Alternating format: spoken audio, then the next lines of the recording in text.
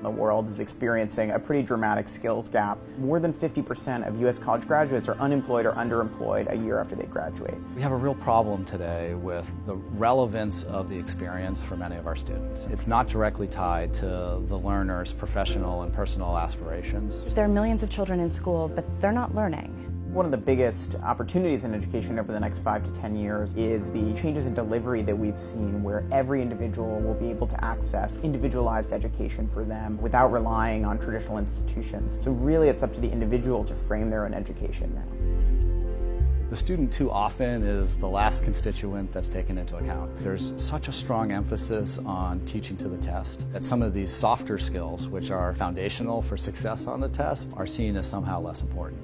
If we look at the skills gap, the kinds of things that employers are looking for is the ability to collaborate. Many technologies are meant to teach using a cognitive approach. Increasingly, we're seeing technologies that also focus on socio-emotional skills. These are really different character-based skills and traits that are oftentimes hard to quantify. The New Vision for Education project really is helping to shine a light on the soft skills that are needed for development of students across the world, to figure out how these skills are measured, how they're taught, and different ways we can use technology to develop them.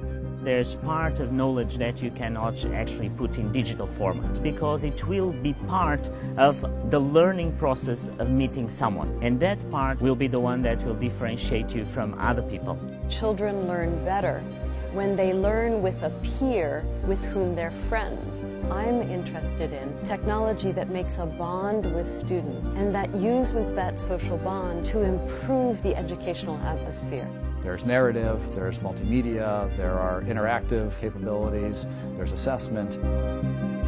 The question today is, how do we use all this available knowledge to develop new ventures and to create new jobs? What we are doing now in Brazil is going to the human resource department, the companies, so we can matchmaking with the course that we provide, like how to work in groups, creativity, project management, soft skills. What we'd really like to see in the future is a change not just from the employer, but from almost every stakeholder in education, where it's not the degree or where the knowledge was obtained that matters, but it's the skill level and those particular skills that were obtained and the way that students showed those skills. It will require the collaboration and partnership by all the stakeholders. That only is possible with a very powerful leadership. Enabling more students to go through higher education is just a social benefit that's incredibly important.